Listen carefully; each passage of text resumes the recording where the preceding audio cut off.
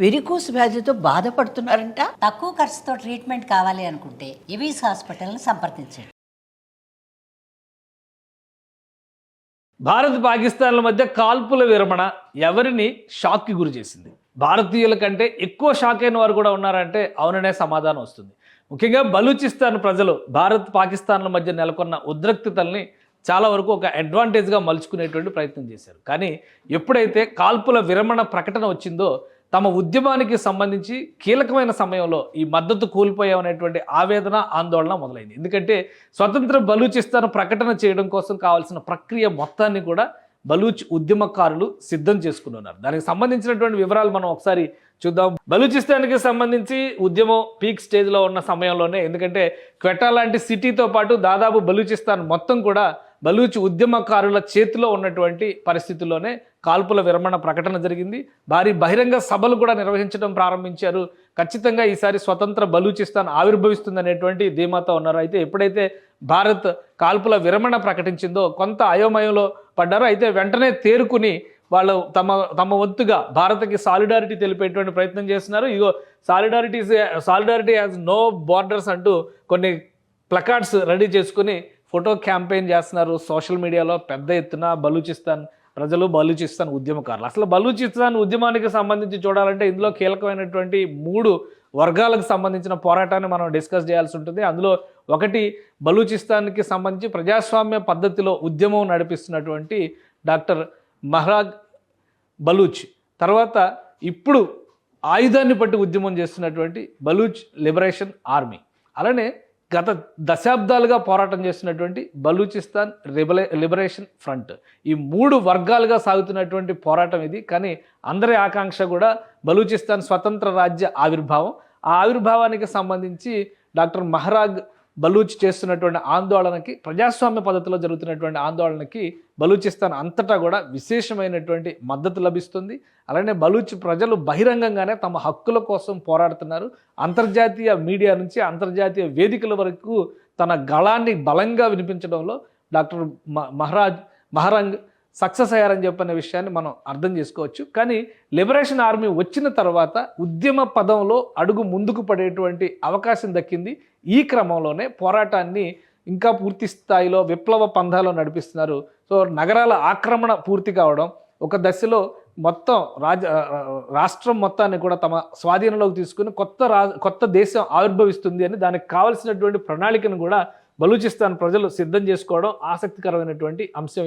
ఇది బలూచ్ ప్రజలు చేస్తున్నటువంటి భారతదేశానికి సంబంధించి Baloch and Indian friendship only weapon that will dent damage and destroy the devil Pakistan అని చెప్పని క్యాప్షన్స్ ఇచ్చారు. సో ఇవన్నీ కూడా చిన్న పిల్లలతో కూడా చివరికి భారతదేశం పట్ల వాళ్ళకు ఉన్నటువంటి ప్రేమానురాగాల్ని ప్రకటించేటువంటి ప్రయత్నాలు చేశారు. దీనికి ఇప్పుడు తాజాగా బలూచిస్తాన్ లిబరేషన్ చార్టర్ అనేటువంటి పేరుతో కావాల్సినటువంటి లిటరేచర్ మొత్తం కూడా బలూచ్ ఉద్యమకారులు రెడీ చేసుకున్నారు. భారత్ పాకిస్తాన్ల మధ్య ఉద్రిక్తతలు ఉన్నటువంటి సందర్భంలోనే లిబరేషన్ ప్రకటన చేసేందుకు కావాల్సినటువంటి ప్రణాళిక. వీళ్ళంతా కూడా ప్రజాస్వామ్య ఉద్యమకారులు. 3 పందాలుగా జరుగుతుంది ఈ ఆందోళన అని చెప్పని మనం అనుకుంటున్నాం. ఒకటి ఆయుధాలతో జరుగుతున్నటువంటి విప్లవ పోరాటం అయితే, మరొకటి ప్రజాస్వామ్య పద్ధతిలో డాక్టర్ మహరాంగ్ బలూచ్ ఆధ్వర్యంలో కేవలం ఒక మహిళ అయినప్పటికీ కూడా బలూచిస్తాన్ మొత్తాన్ని కూడా ఒకటిగా చేయగలిగింది. అలానే పాకిస్తాన్ ఎదిరించి ప్రజాస్వామ్య పద్ధతిలో అనేక వేదికలపైన బలూచ్ ప్రజలకి సంబంధించినటువంటి హక్కుల ప్రకటనని చాలా స్పష్టంగా ఆమె వినిపించగలిగింది.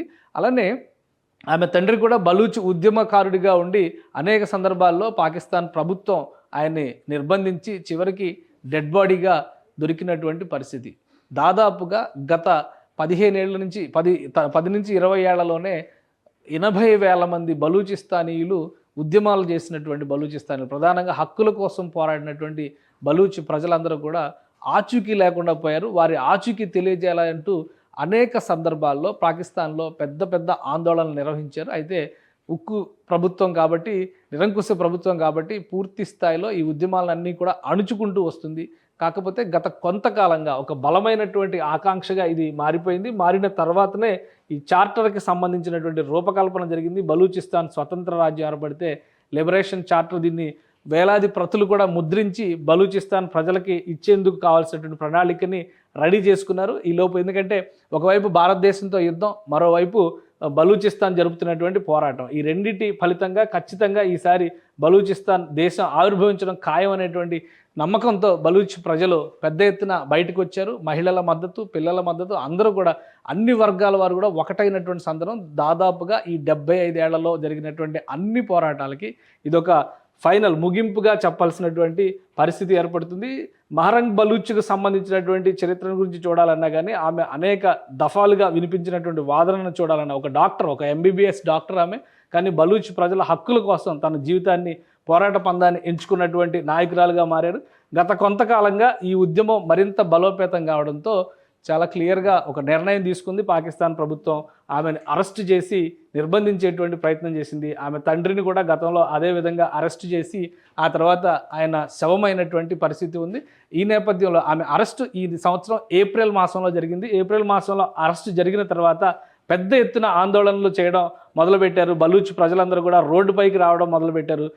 ఆమెని 600 గంటల పాటు నిర్బంధించగలిగింది ప్రస్తుతం ఉన్నటువంటి పాకిస్తాన్ ప్రభుత్వం. తర్వాత తప్పనిసరి పరిస్థితుల్లో అంతర్జాతీయ ఒత్తిడి ఫలితంగా విడుదల చేయాల్సినటువంటి అవసరం ఏర్పడింది. సో అదే సమయంలో భారత్ పాకిస్తాన్ల మధ్య ఉద్రిక్తతలు గత 2-3 నెలలుగా రాజుకోవడం, సో ఇవన్నీ కూడా ఒకటిగా మారి బలూచిస్తాన్ ఉద్యమాన్ని మరింత బలోపేతం చేశాయి. ఈ అంశాలన్నీ కలిసి వస్తున్నాయి కాబట్టి ఖచ్చితంగా ఈ దఫా బలూచిస్తాన్ స్వతంత్ర రాజ్యం ఆవిర్భవిస్తుందనేటువంటి మాటని చాలా గట్టిగా బలూచ్ ఉద్యమకారులు చెబుతున్నారు. భారత్ పాకిస్తాన్ల మధ్య కాల్పుల విరమణ జరిగిన సందర్భంగా భారత ప్రభుత్వానికి బాసటగా నిలుస్తామని చెబుతూనే బలూచ్ ప్రజల ఆకాంక్షని ప్రపంచ వేదికపైకి తీసుకువెళ్లడంలో భారత్ సహకరించాలనేటువంటి విజ్ఞప్తిని చేస్తున్నారు.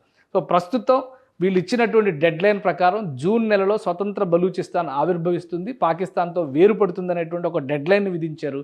భారత్తో ఉద్రిక్తతలు సన్నగిలినటువంటి నేపథ్యంలో ఇప్పుడు ఒక విధంగా సరిహద్దు ప్రాంతం అంతా కూడా చల్లబడింది అనుకుంటే పాకిస్తాన్ పూర్తి స్థాయిలో ఈ వేర్పాటు ఉద్యమాలపైన పాకిస్తాన్ ప్రభుత్వం దృష్టి పెట్టేటువంటి అవకాశం ఉంది. ఒకవేళ అదే జరిగితే బలూచిస్తాన్ ప్రజల ఆకాంక్ష, అనేక దశాబ్దాలుగా రగులుకున్నటువంటి ఆకాంక్ష ఒక 30 ఏళ్ల డాక్టర్ ఆధ్వర్యంలో విజయవంతం కాబోతుందా లేదా మరొకసారి అణిచివేతకు గురవుతుందా అనేది వేచి చూడాలి. ఎందుకంటే ఫోర్బ్స్ రిలీజ్ చేసినటువంటి ప్రపంచంలోని 100 మంది శక్తివంతమైనటువంటి మహిళల జాబితాలో కూడా మహరంగ్ చోటు సంపాదించుకున్నారు. BBC పవర్ఫుల్ ఉమెన్స్ లిస్ట్లో కూడా ఆమె చోటు సంపాదించుకున్నారు. అలానే నోబెల్ పీస్ ప్రైజ్కి మలాలా తర్వాత ఈమెని నామినేట్ చేశారు.